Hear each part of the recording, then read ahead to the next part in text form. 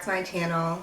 Now, I know I said in my last meal prep video that I wasn't going to be doing the sit down portion of my meal preps before, but I feel like it's a good idea to explain what I'm about to do because people still ask me anyways.